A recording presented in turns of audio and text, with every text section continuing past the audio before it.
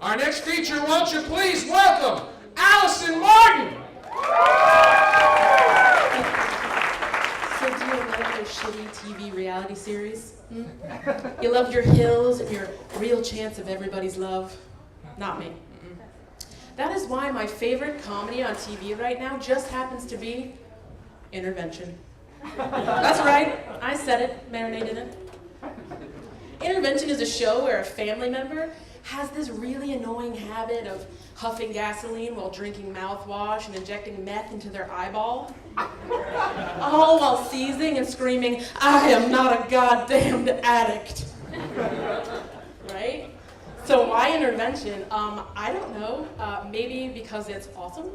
And their inspirational speeches they get to get people to go to rehab have this inner desire to use them in everyday situations, like with a college roommate.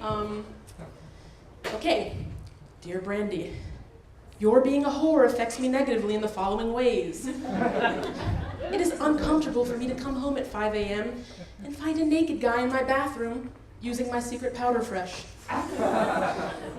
It is also uncomfortable when through a very thin wall I hear, "Oh yes, Mauricio, right there. Now go get the cucumber, the mallet, and the ferret. No, the shaved one this time. And right in the chocolate starfish." But addiction isn't funny, guys.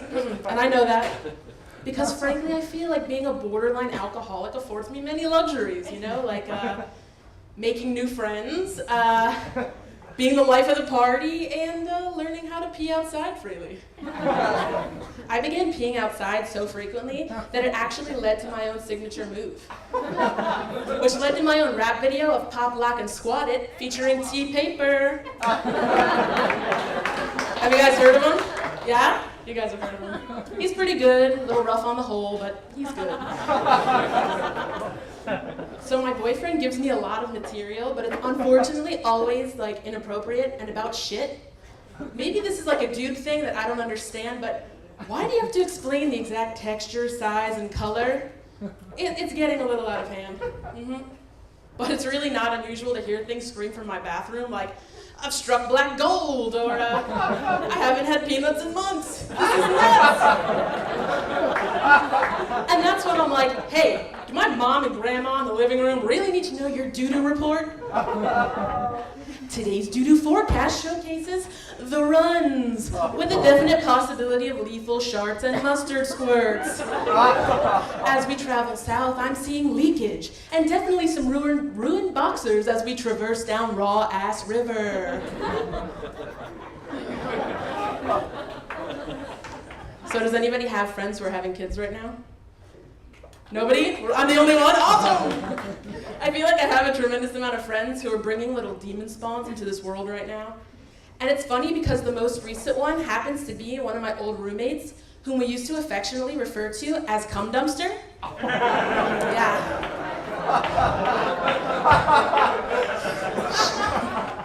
She had sex with so many FSU football players that Governor Christ actually deemed her vagina a Florida State institution. Yeah. She had sex with so many FSU football players that the defensive line coach used to come over and be like, "Hey, would you mind just putting these on the back of your head so they could learn something before the next game?"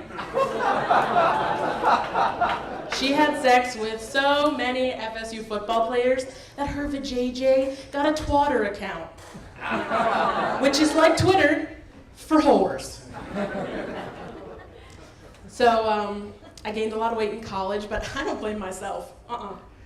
I blame the Jägermeister, the Pabst Blue Ribbon, the pot, the burritos, and the 2 a.m. McDonald's force feedings done by my alcoholic alter ego. Why is it that fast food tastes better the later it gets? Maybe it's because at that point you're a bottle of Grey Goose deep and you really don't care about the horse meat and toenail clippings that you're probably eating. But somewhere around my sophomore year of college, I stopped eating fast food entirely.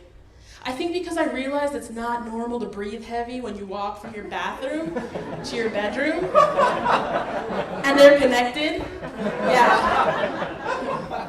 It was bad for a minute. So let's see, what else? I actually wanted to have a baby, but 2 big things got in my way. First of all, I can't deal or stomach the idea of wiping shit of a Slurpee-like consistency multiple times a day. I'm not doing it, I'm just not. And secondly, I heard that having a baby ruins your love life. And I'm not down for that.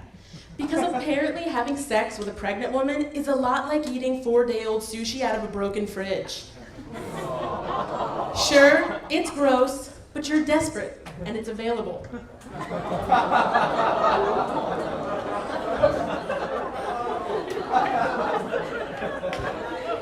So a lot of people have a hard time figuring out what ethnicity I am, which I find odd, but that's okay, I'm gonna just throw it out there. I am Jewish. Thank you. All right, brothers. So yes, I am short, and I do have a tiny penis. And speaking of stereotypes, my family and I went to Epcot for my mom's birthday recently, and we brought along my brother's girlfriend, who's Korean. As we're walking through the countries, this white lady approaches her and says, "Excuse me, miss, could you point me in the direction of China?" Amazing, isn't it? 4,000 Disney employees, and what? This lady thought she'd go straight to the source? That would be like asking a Puerto Rican to build you a raft. I see all your racist faces out there, but that is the wrong kind of Mexican.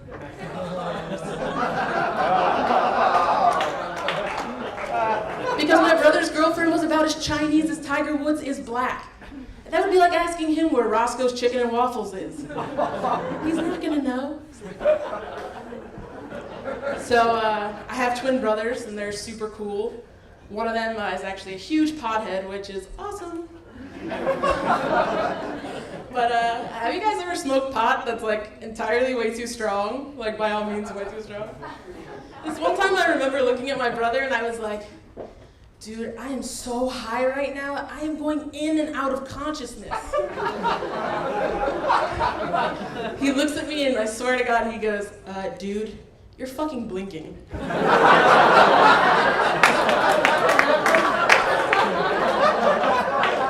But you know you're super high when you get into an argument with a vacuum cleaner because you could swear it just muttered something anti-Semitic.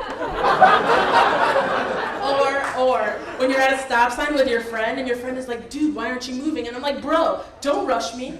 I gotta wait for the stop sign to turn green. All true, scary, but true. So I've had a bunch of weird jobs in my life, and I've met a bunch of weird people, but I've gotta say that my weirdest job was also my most recent. I worked at a sex toy store on South Beach. Yeah, so every day I got to stare at 500 medical grade silicone, dildos, anal plugs, and cock rings. What an extravaganza. Really worth getting my 4-year degree. But anyway, it's very weird because for somebody who's not very open with their sexual life, it was really awkward when people would be like, "Excuse me, miss, what's your favorite anal plug and why?" That's when I would just be like, this one seems to work pretty well. I don't know what it is. But it wasn't the questions or having to lie about what I hadn't tried, like the glass dildos or the strap-on harnesses or the triple simulation cock rings. Not about the questions, no. It was about working with drunk idiots who thought it would be hilarious to slap certain salespeople in the mouth with the Marquis de Sade, which is a 15-inch black silicone monstrosity that used to sit on our desk. Have any of you guys ever been slapped in the mouth by a 15-inch black silicone penis? Sir, I said silicone. Silicone. Not real silicone. It's like being slapped in the face with a Coke can the size of your arm. And I always found it kind of ironic that we had a sign right next to it that used to say, "In the front or in the rear. If it's silicone, it can go in here." And I have to beg to differ. Thank you guys, I'm gonna twat about this later. Thanks.